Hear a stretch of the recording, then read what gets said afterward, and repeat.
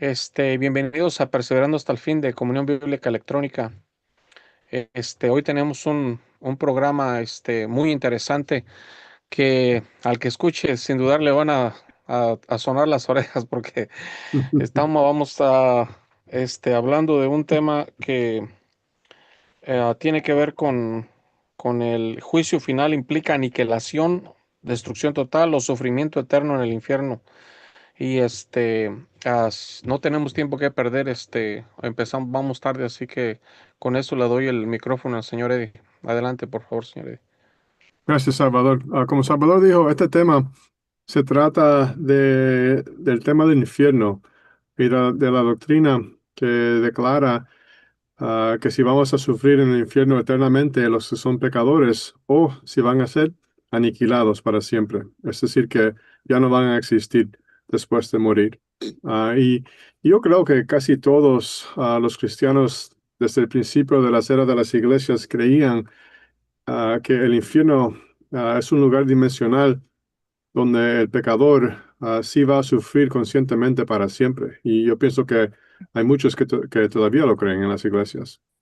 Pero eso es un tema que Dios, en el tiempo del fin, nos ha dado a entender que tal doctrina estaba incorrecta. Entendimos que el infierno no es como lo que pensábamos, sino que es una condición de estar bajo la ira de Dios. Y eso es lo que vamos a desarrollar en este programa. Entonces, lo primero que tenemos que entender es cuál es la paga según la ley de Dios por el pecado del ser humano. ¿Es la paga sufrimiento eterno en un lugar llamado infierno o es la paga la muerte? Y entonces la respuesta la encontramos en Romanos 6:23, donde dice, porque la paga del pecado es muerte, mas la dávida de Dios es vida eterna en Cristo Jesús nuestro Señor. Note que la paga del pecado no es vivir para siempre en un lugar llamado infierno. Eso es lo que creen aquellos que declaran que el pecador es arrojado al infierno para que viva eternamente y sufra conscientemente para siempre. Pero aquí leemos que la paga del pecado es lo opuesto, es la muerte, en todo sentido. Entonces, para entender cómo Dios quiere que entendamos el lenguaje del infierno, tenemos que escudriñar la palabra misma, infierno. Y la palabra infierno en el Antiguo Testamento es la palabra que se pronuncia como Seol. Y esta palabra aparece 65 veces en el Antiguo Testamento. Y he notado que en la Reina Valera 1960, esta palabra hebrea no se traduce en español, sino siempre se traduce tal como se pronuncia en el hebreo. Se pronuncia como Seol. Entonces así se escribe en la Reina Valera 1960. De esta manera, el lector es responsable a escudriñar y entender cómo se debe entender cada palabra cada vez que aparece en la Biblia. Pero en la Reina Valera 1909, esta palabra se traduce de tres maneras diferentes. Se traduce como sepulcro, como abismo y como infierno. Ahora, si entendemos esta palabra como referirse a un lugar, como comúnmente se entiende como un lugar dimensional donde el pecador va a sufrir conscientemente para siempre, entonces encontramos un problema en varias partes de donde esta misma palabra aparece. Por ejemplo, en Génesis 27:35 leemos. Y levantáronse todos sus hijos y todas sus hijas para consolarlo. Mas él no quiso tomar consolación y dijo, porque yo tengo de descender a mi hijo enlutado hasta la sepultura. Y llorólo su padre. Aquí Jacob está diciendo que él va a descender a la sepultura, o esta es la palabra infierno, o Seol, enlutado o lamentando la muerte de su hijo. Sin embargo, sabemos que Jacob es hijo de Dios, que entonces por eso no es posible que estuviera hablando de un infierno como se entiende en las iglesias. Pero este versículo es solo uno de los varios versículos que nos enseña que el infierno tiene que ver todo con el sepulcro, con la muerte, no todo que ver con sufrimiento eterno en un lugar conscientemente. Y todo ese lenguaje tiene todo que ver con el castigo del pecado, que otra vez es la muerte.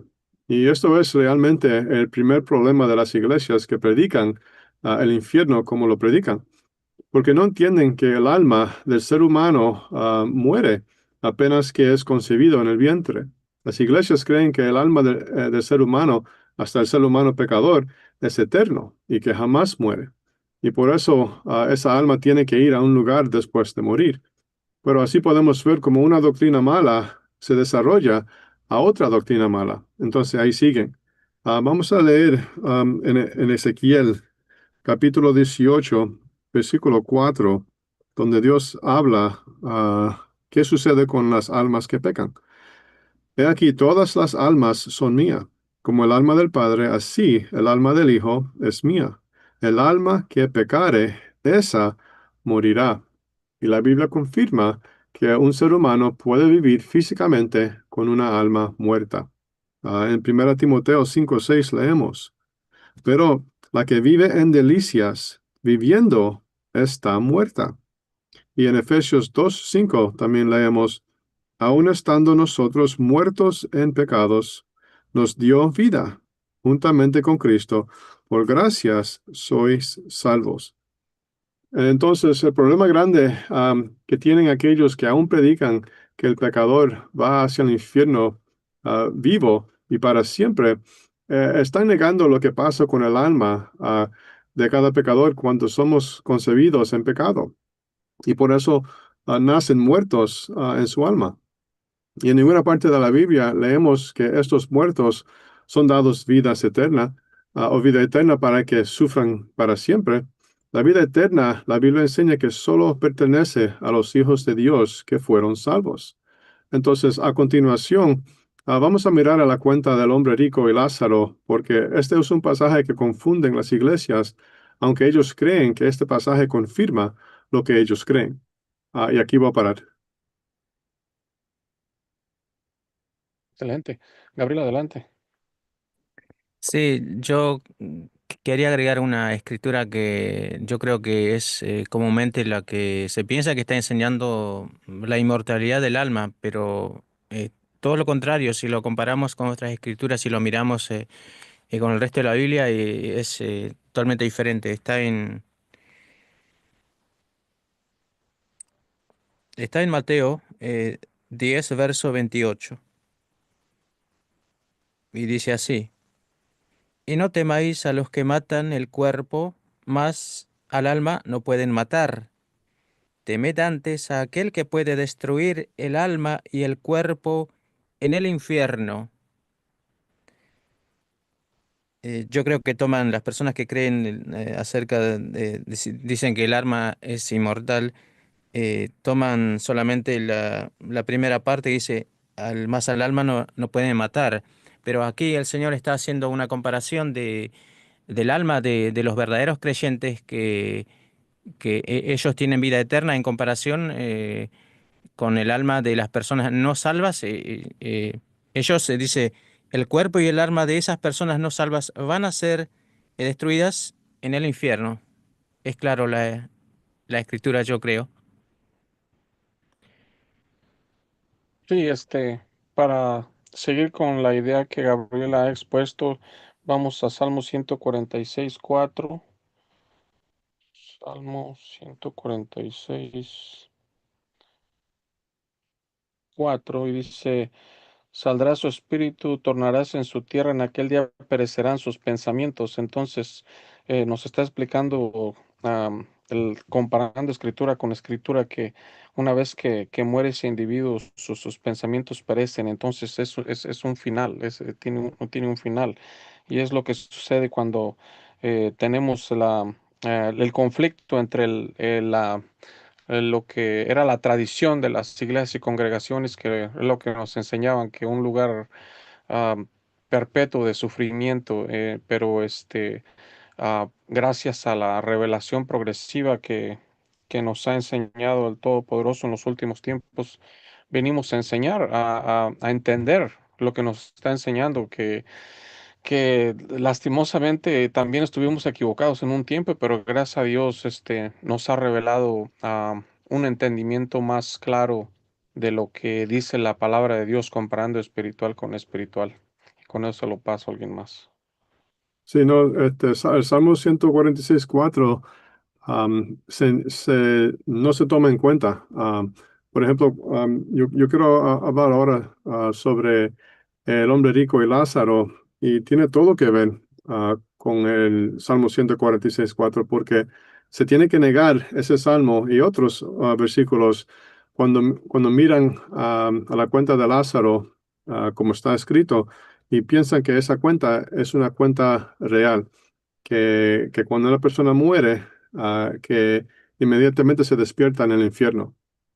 Pero Salmo 146:4 dice lo opuesto, dice que saldrá su espíritu, tornaráse en su tierra, en aquel día perecerán sus pensamientos. Entonces aquí esto es lo que llamamos un conflicto en las escrituras, que tenemos que corregir nuestro entendimiento de cómo se entiende uno con el otro.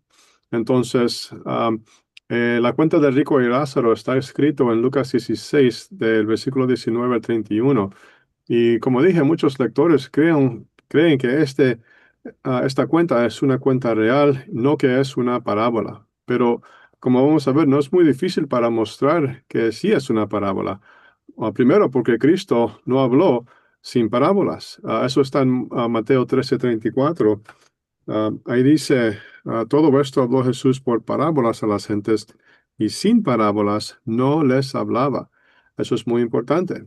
Eso tampoco se toma en cuenta. Entonces, el primer problema al considerar esto como un hecho real, como las iglesias lo hacen, es que el hombre rico está despierto y consciente en un lugar llamado infierno.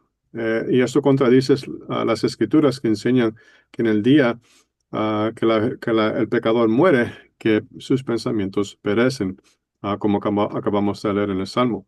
El segundo problema es que el hombre rico, si nos fijamos, le pide misericordia a Abraham, un hombre que él mismo necesitaba recibir misericordia de Dios. Pero nadie puede otorgar la salvación o misericordia a otro a menos que sea Dios. En tercer lugar, el hombre rico demuestra amor hacia sus hermanos al pedir a Lázaro que le testifique por ellos para que puedan ser salvos. Eso también contradice las escrituras que enseñan que también el amor del pecador y su odio y su envidia perecen el día que muere.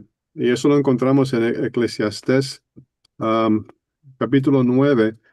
Vamos a leer del versículo 5 a 6. Ahí dice, porque los que viven saben que han de morir, mas los muertos nada saben, ni tienen más paga, porque su memoria es puesta en olvido. También su amor y su odio y su envidia feneció ya, ni tiene más parte en el siglo en todo lo que se hace debajo del sol. Entonces ahora podemos empezar a ver las inconsistencias que surgen al considerar este relato como un hecho real en vez de una parábola como realmente es. Pero una vez que entendemos que esto sí es una parábola, ah, entonces estos versículos que parecen ser contradictorios comienzan a armonizar. Ambos murieron, pero solo el alma de Lázaro fue llevada por los ángeles al seno de Abraham, pero no realmente al seno de Abraham, sino a lo que Abraham representa. Y él representa a Dios, el Padre. Y ahora podemos comprender mejor por qué el hombre rico pedía misericordia al Padre Abraham, por quien representaba. El hombre rico no fue llevado a ningún lugar, dice que fue sepultado y en el infierno. Y entonces nos recordamos que esta palabra también significa tumba. Y en la tumba alzó los ojos. Y porque está muerto físicamente y espiritualmente, esto nos ayuda a confirmar que esto no puede ser una cuenta real, sino una parábola. Y el hombre rico también representa a todos aquellos que nunca fueron salvos, aunque hayan tenido todo lo bueno en este mundo, ah, no tenían lo que era más importante. Y notamos que también el hombre rico pide una gota de agua para refrescar su lengua. El problema es que el agua, por supuesto, no es literal y tampoco la lengua del hombre rico es literal porque está en la tumba no, o en el infierno junto con el resto de su cuerpo. El agua, por tanto, representa el Evangelio. Esto es lo que el hombre rico pedía, él pedía la salvación. Y algo que no le preocupó mientras estaba vivo, pero pensaba que tenía todo lo que necesitaba. Y el tormento que describe el hombre rico aparece en otro lugar para que ayudarnos a entender qué significa este tormento. Y se compara con la palabra dolor. Eso se encuentra perdón, en el libro de Lucas 2:48, donde dice, y cuando le vieron, se maravillaron, y díjole su madre, Hijo, ¿por qué nos ha hecho así? He aquí tu padre y yo te hemos buscado con dolor. Entonces, el tormento descrito por el hombre rico es en realidad una imagen de dolor, no por no tener vida eterna y no un tipo de dolor de tormento físico. Entonces, eso es lo que creíamos cuando estábamos en las iglesias.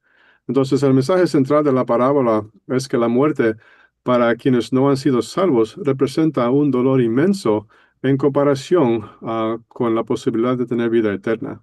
Y con la muerte, la posibilidad de la salvación desaparece, pues el cuerpo muere para reflejar la condición del alma y por lo tanto ese individuo, entendemos, deja de existir. Qué interesante. Señor Eddie, a ver, hay una mano levantada. ¿Podemos tomar esa llamada? Sí, por supuesto.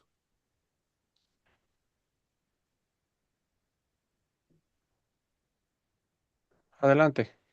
Dios los bendiga, hermanos.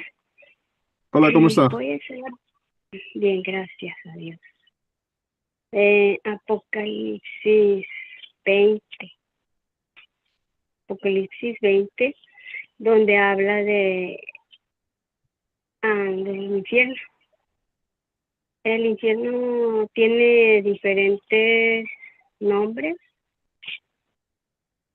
¿Cuál versículo? Déjenme ver. Dice aquí el infierno al 14, el 14, el infierno y la muerte. Del capítulo 20 de Apocalipsis.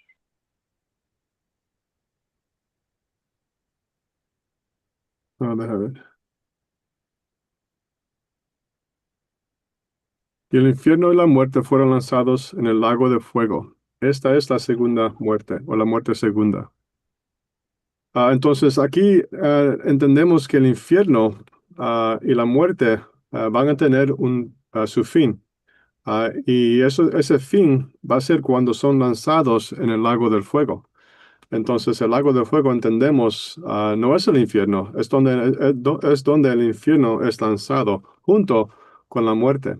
Entonces el lago de fuego tipifica o es una representación del fin del mundo.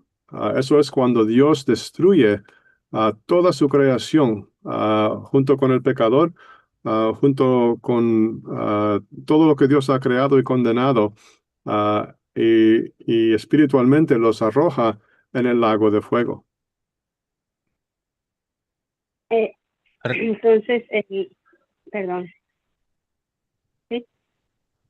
No, ¿Sí, solo hermano? quería agregar, Eddie, hay una escritura en Hebreos que 12, creo que verso 28, dice que nuestro Dios es fuego consumidor, representando o hablando de la ira de Dios, ¿verdad?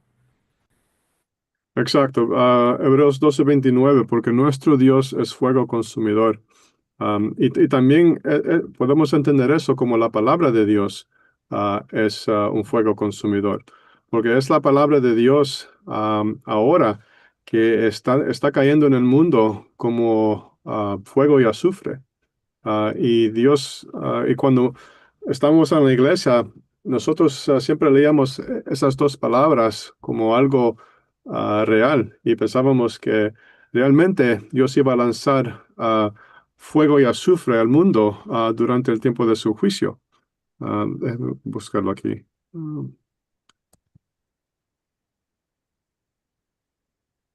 En Salmo 11, versículo 6, dice, sobre los malos lloverá.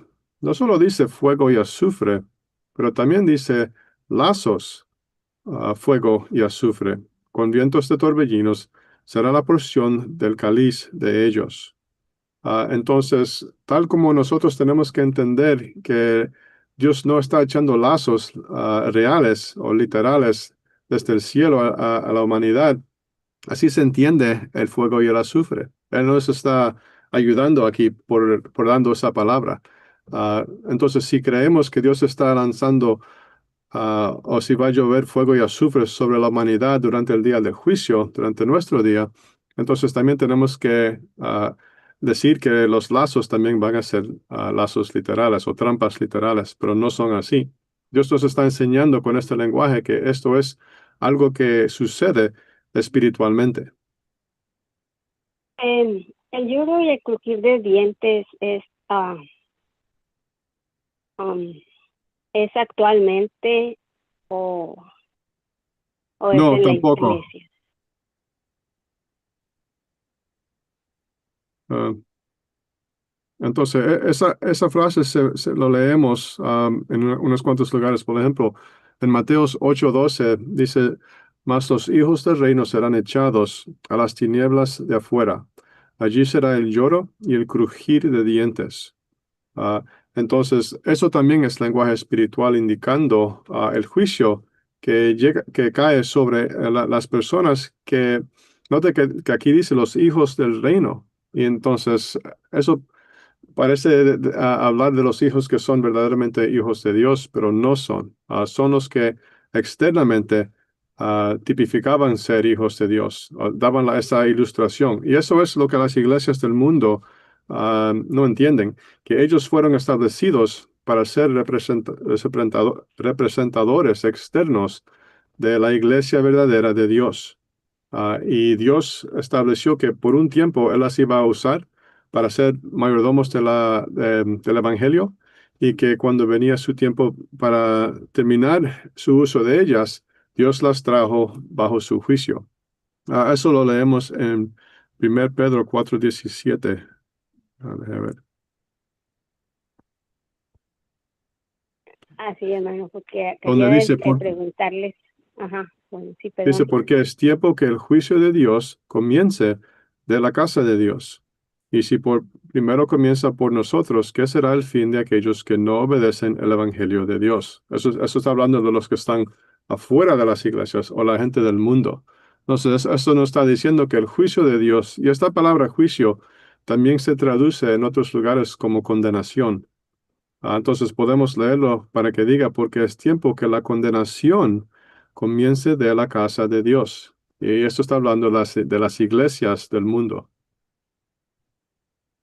Sí. El segundo de Pedro, capítulo 3, verso 9 y 10. El Que Señor no tarda recomienda su que promesa, como algunos la tienen por tardanza, sino que es paciente para con nosotros, no queriendo que ninguno perezca, sino que todos procedan al arrepentimiento. Mas el día del Señor vendrá como ladrón en la noche, el cual los cielos pasarán con grande estruendo, y los elementos ardiendo serán deshechos, y la tierra y las obras que está en ellas serán quemadas. ¿Cuál es su pregunta? sí, mi pregunta es que esto que está hablando Dios en segunda de Pedro, capítulo 3, verso 10, es hasta el fin cuando ya Dios destruya la tierra. El Día del Señor comenzó mayo 21 de 2011 y todavía hoy estamos en el Día del Señor. Entonces el Día del Señor se compone de quizás de lo que entendemos ahora, de un tiempo de 23 años. Entonces si el Día del Juicio o el Día del Señor se concluye como estamos entendiendo en el año 2033, entonces el tiempo entero de 23 años se considera por la Biblia como el día del juicio o el día del Señor.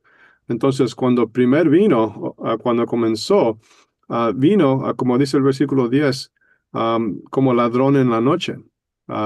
Y primero, como 1 Pedro 4:17 dijo, primer vino sobre las iglesias como ladrón en la noche.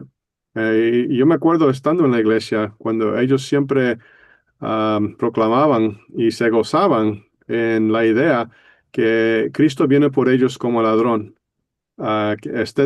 Tenemos que estar preparados, pero no se dan cuenta que lo que un ladrón viene a hacer. Vamos a leer bien rápido en Juan 10:10.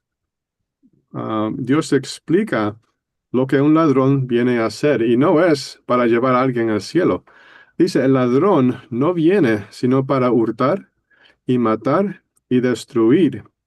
Yo he venido para que tengan vida y para que la tengan en abundancia.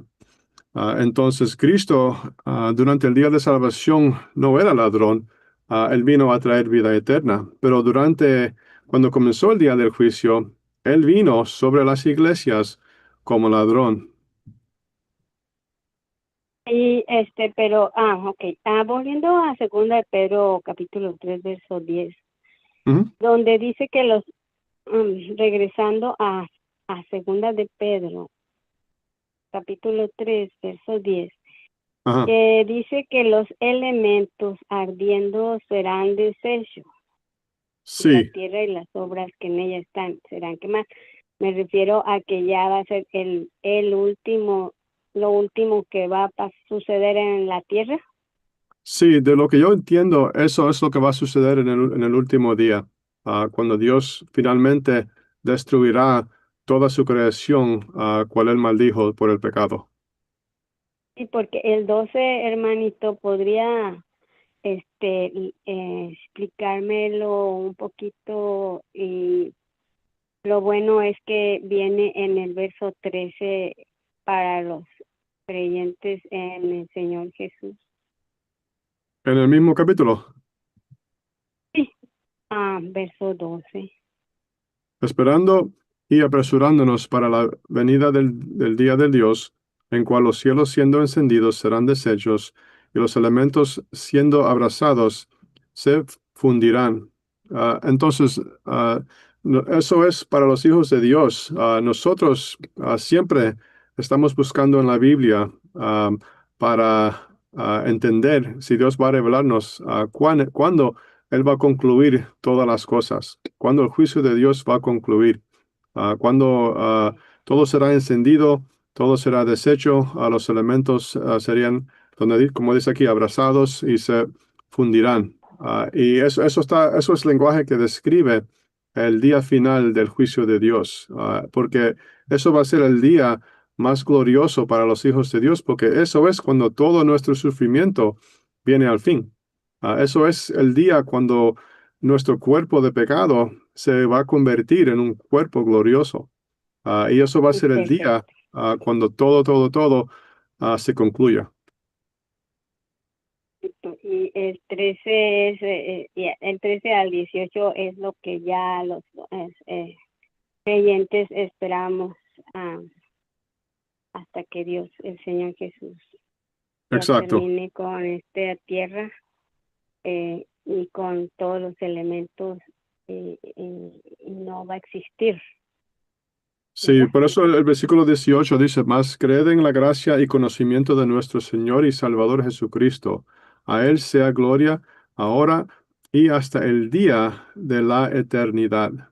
Entonces, este capítulo nos lleva desde el comienzo del juicio de Dios hasta el fin. Pues muchas Mi esposo gracias. siempre, perdón, Hay otra, yo creo que tenemos otra no iba a pregunta, disculpe. comentar acerca de mi esposo, que él es creyente y también, pero él siempre, me hace siempre preguntas a mí que no sé, no le puedo contestar mucho, pero él dice que si vamos a tener cuerpo en el cielo o vamos a ser seres espirituales que no se pueden tocar No, o la mirar, o Biblia vamos a tener el mismo cuerpo. no va a ser el mismo cuerpo. Este cuerpo está maldijo por el pecado.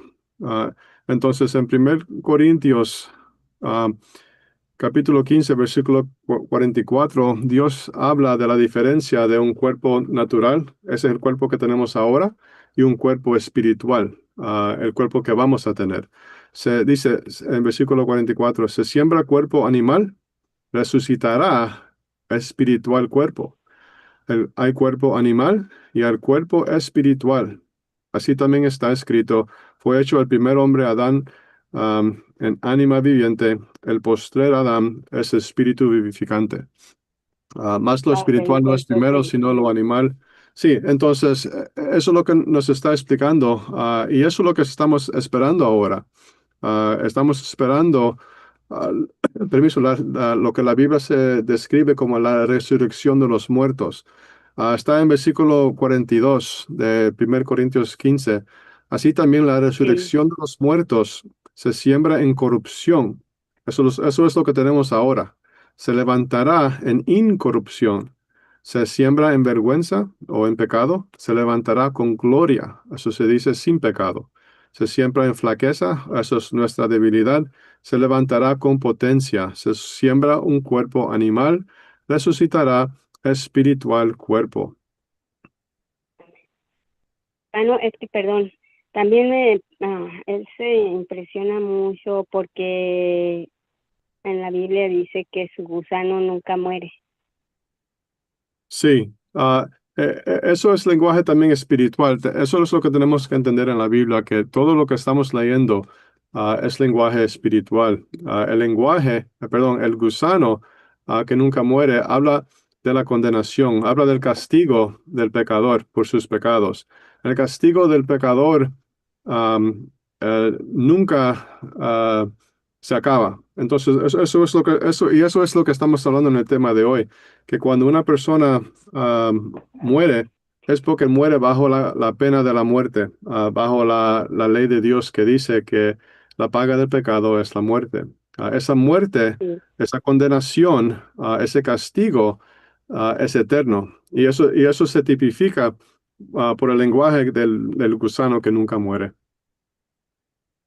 Pero yo Y, creo que tenemos otra pregunta, ¿no? Salvador. Bueno, muchas gracias por llamar y compartir y apreciamos su está bien. llamada. Vamos a regresar al tema, como nos dicen en Salmo 37, que los impíos serán cortados y serán consumidos, serán como el humo consumidos. Y claro, Isaías 34 y 66 nos explica que el juicio final es presentado como destrucción total, no como un estado eterno de sufrimiento. Y claro, Apocalipsis 20:10, el ser atormentados día y noche por los siglos se entiende como el hasta el fin de la era, no como eternamente. Y la proposición griega puede significar hasta o hacia la eternidad. Entonces, hay un final al castigo que Dios da a los que no son salvos. ¿Algo que quiera comentar en eso, señor Eddie? Sí, para, para el que no es salvo, la Biblia habla sobre su castigo de varias diferentes formas. El infierno es una, el gusano que nunca muere es otra, ah, la ira de Dios. Entonces, y en Deuteronomio 25, Dios utiliza otra ley para ayudarnos a entender que el castigo del ser humano tiene un límite.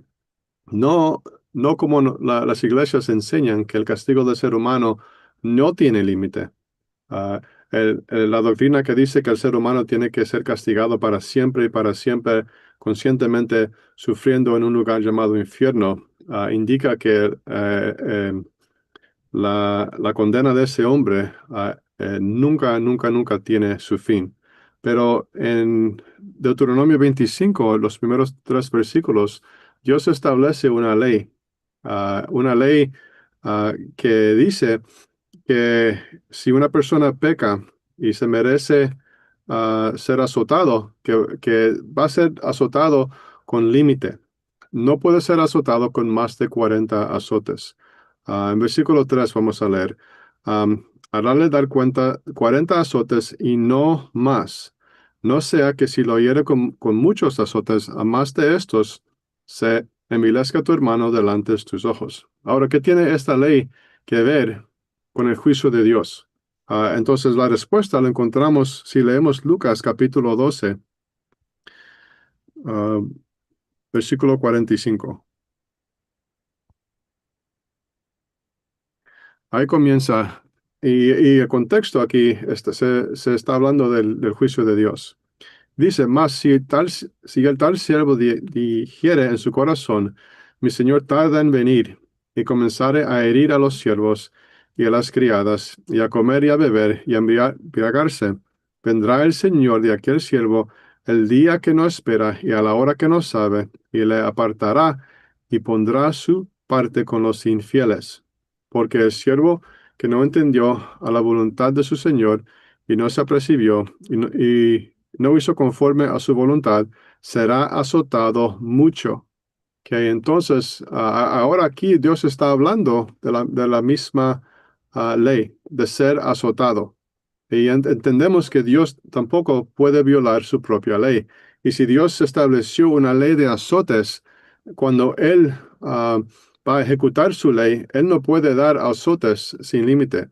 Y aquí estamos leyendo que el siervo infiel será azotado mucho. Y este siervo infiel representa a aquellos que están en la iglesia. Ellos conocieron la voluntad de Dios, pero no lo hicieron. Entonces ellos van a ser azotados con muchos azotes, pero no con más de 40. En el versículo 48, más el que no entendió e hizo cosas dignas de azotes, será azotado poco. Porque cualquiera que fue dado mucho, mucho será vuelto a demandar de él, y al que encomendaron mucho, más le será pedido. Y eso está otra vez describiendo las iglesias. A ellos se le dio mucho. Ellos fueron los mayordomos de la palabra de Dios. Ellos entendieron o debían entender la voluntad de Dios, ah, y el evangelio verdadero de Dios, pero no, lo corrompieron y fueron desobedientes y se apartaron de la verdad. Entonces, Dios está diciendo aquí que ellos van a ser azotados mucho, pero los que no entienden o los que no sabieron la voluntad de Dios, está hablando de los que están en el mundo, los que no quieren nada que ver con la palabra de Dios, ellos van a ser azotados poco. Pero ambos van a ser azotados y ninguno de los dos sería azotado más de 40 azotes, según la ley de Dios. Entonces, esa ley nos ayuda a entender que hay un límite con el castigo de Dios. Y el hecho que Dios está hablando de su juicio, en el tiempo de su juicio sobre los impíos, con azotes, nos ayuda a confirmar que sí, estamos correctos cuando entendimos que el castigo del ser humano no es en el infierno donde va a sufrir conscientemente para siempre. Va a tener su fin.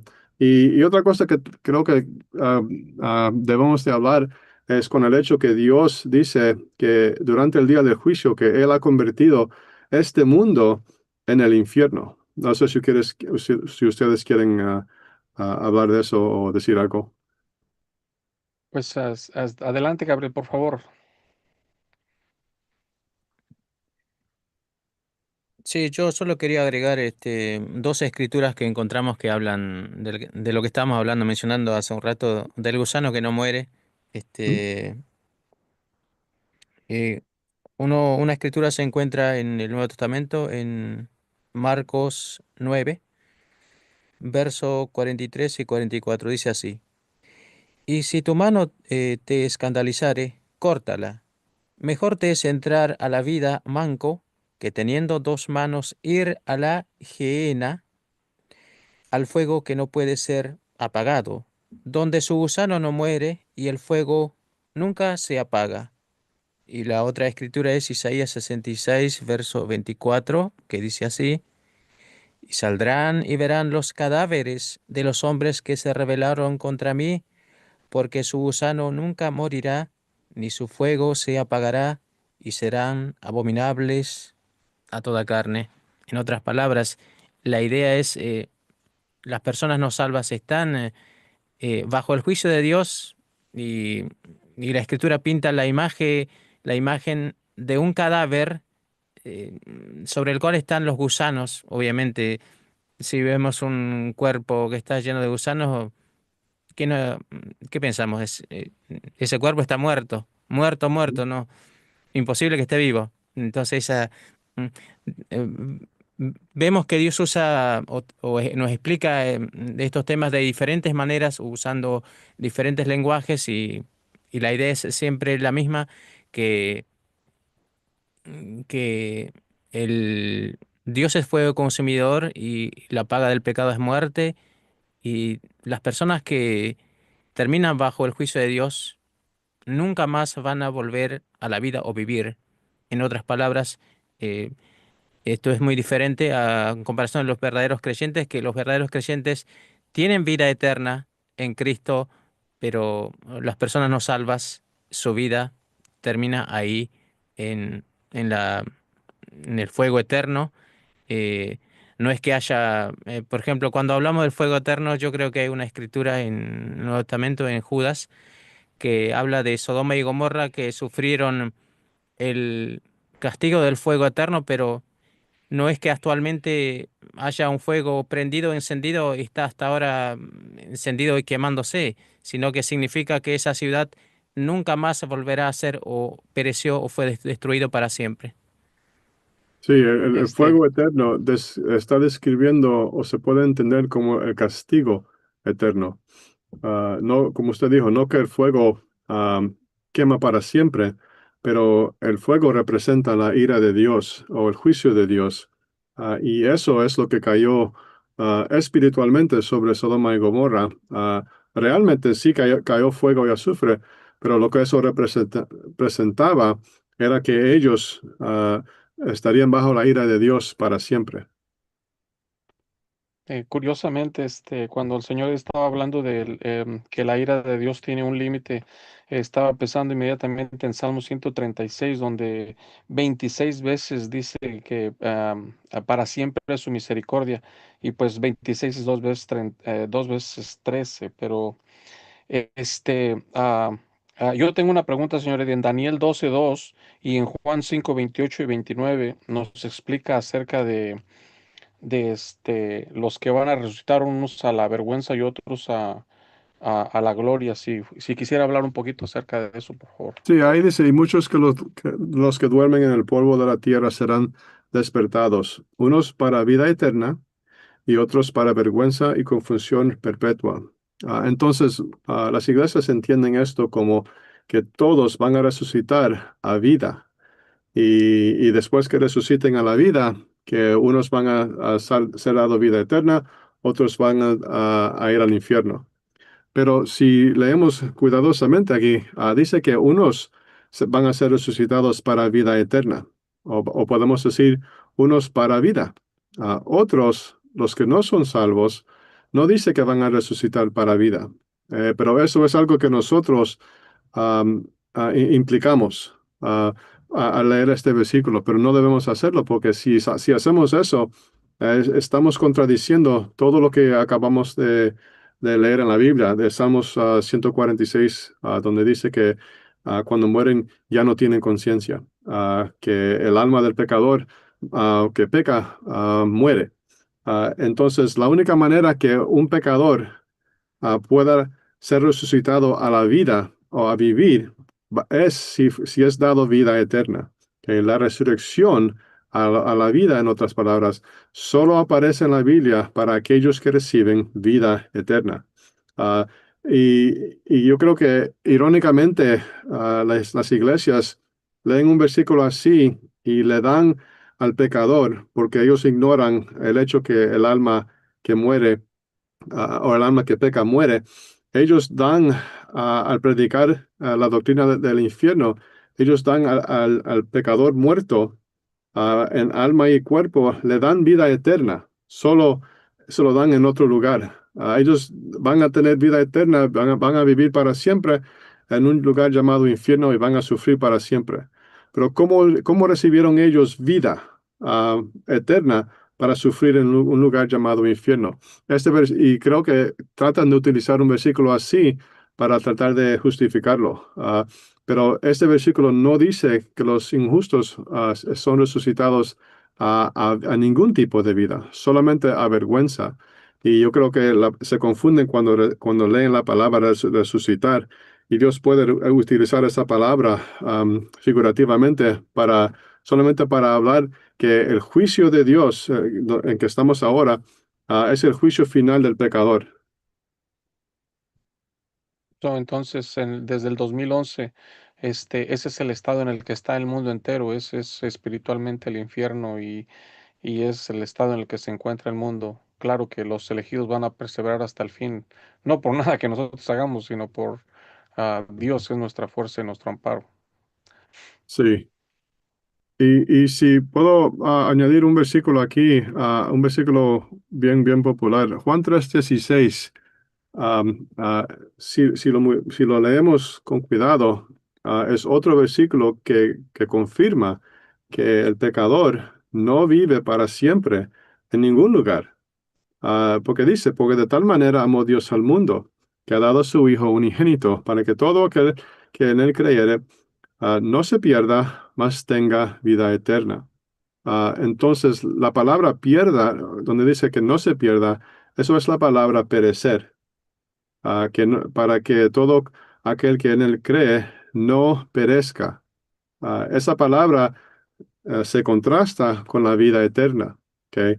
Entonces, aquí Dios está diciendo, hay dos tipos de gente. Unos que van a tener vida eterna, eso significa que van a vivir para siempre. ¿Ok?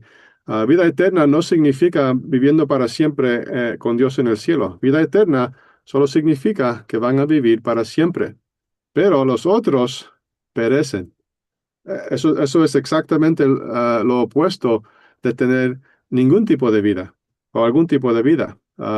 Y si alguien perece como los animales, y hay varios versículos en la Biblia que semejan a los hombres perdidos como los animales, porque un animal no tiene alma y los hombres perdidos tienen almas muertas. Entonces, en ese contexto son los mismos, que cuando muere uno, muere el otro. Cuando perece, como perece el uno, como perece el animal, así tal va a perecer el hombre. Ya porque el alma del hombre está muerto, entonces cuando muere y el aliento de su vida se va, ya deja de existir, tal como el animal. Muy bien dicho. Sin duda hay infierno que es la tumba, hay infierno que es inhalación. Pero el pecador misericordiosamente sabe, muestra la bondad de Dios hasta en su juicio, que la vida del que ha quebrado su ley termine con muerte y ese es su juicio final. Y que esa persona que está muerta no siempre está consciente y esa es la diferencia. Así que no, esa tradición de que están atormentados por una eternidad no es verdad. Gracias a Dios que nos da Dios ese consuelo a los hijos de Dios, saber que nuestros seres queridos que no son salvos no van a tener que pasar por algo así. Sí, en el Salmo 49, versículo 20 es donde lo dice. Dice, el hombre en honra que no entiende, semejante es a las bestias que perecen. ¿Ok? Y entonces ahí también Dios está confirmando que los que perecen, a Dios los está semejando a las bestias. Juan 3:16 está enseñándonos dos tipos de gente, unos que tienen vida eterna, otros que no son salvos y van a perecer. Y entonces, ¿cómo perecen? Semejante a las bestias. Cuando las bestias o los animales mueren, ya dejan de existir. Eso ya lo entendemos. Entonces, Dios está diciendo que el hombre que no es salvo muere tal como las bestias y perece. Ya en Revelación capítulo 9 empezando en versículo 1 y 2 dice, y el quinto ángel tocó la trompeta, perdón, y vio una estrella que cayó del cielo en la tierra, y le fue dada la llave del pozo del abismo. Y él abrió el pozo del abismo y subió humo del pozo como un humo de un gran horno y oscurecióse el sol y el aire por el humo del pozo. Y ese es el abismo, es el pozo del que el Señor estaba hablando, que es nuestra palabra infierno. Y sí que es, tiene que ver con algo espiritual, no es algo literal. Sí, si los que están oyendo este programa, yo le recomendaría, si no lo han hecho antes, que estudien la palabra que se traduce como infierno, ambos en el Antiguo Testamento como el Nuevo Testamento. Estudie cada palabra donde aparece en la Biblia Y va a ver que aunque los traductores a veces lo traducen de una manera como sepulcro, si se trata como de un ser humano vivo que acaba de morir, o como infierno si se trata de un tipo de condenación, pero son la misma palabra. Y eso es lo que usted tiene que entender, que cuando lo lee, ah, su conclusión de lo que es el infierno se tiene que encajar con toda la Biblia donde usa esa palabra y en todo instante. Entonces, si usted cree que el infierno solo es un lugar dimensional donde los pecadores van a sufrir para siempre, entonces ese entendimiento tiene que estar, la Biblia tiene que estar de acuerdo en todos los lugares donde aparece esa palabra con su entendimiento. Y si no está de acuerdo la Biblia con su entendimiento, entonces el problema no es con la Biblia, el problema es con su entendimiento.